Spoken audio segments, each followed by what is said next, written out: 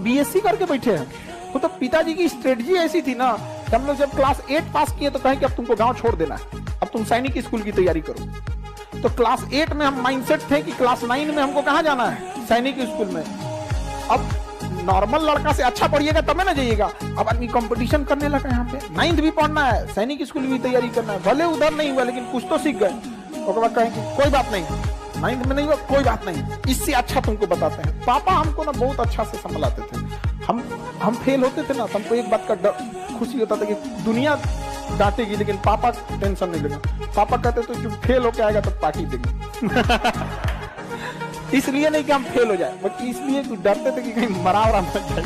सही बात। हर माँ बाप के लिए आपसे कीमती दुनिया का कुछ नहीं हो सकता। तो वो कहें कि कोई बात नहीं, सैनिक स्कूल से बढ़िया पॉलिटेक्निक है, तुम पॉलिटेक्निक कर लो। तो मैट्रिक में जब पढ़ते थे, मैट्रिक और साथ साथ पॉलिटेक्निक की भी तैयारी कर, पॉलिटेक्निक निकालना है। वो 10,000 रैंक आया, कहें कि कोई बात, हाँ 8-10,000 के आसपास आया था। इतना याद रहता है बुढ़ौती में हम लोग कौन सी का रैंक आया था। उस समय तो मैट्रिक का रोल नंबर याद था, आप थोड़े ना याद रहता है। लेकिन तो हमको ये नहीं समझ में आ रहा था नहीं कि हो क्या रहा है मेरे साथ, लेकिन इतना समझ में आ रहा था, पिताजी को दिख रहा था कि इसका जो लेवल है वो एक मैट्रिक के लेवल से थोड़ा नॉर्मल उड़ गया।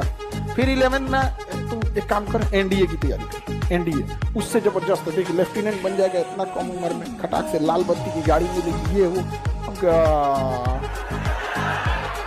तो तैयारी कभी छोड़ना ही नहीं है।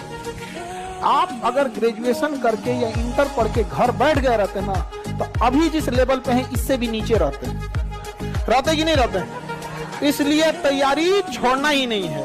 और हम लोग से कोई कुछ, हमसे एक आदमी पूछे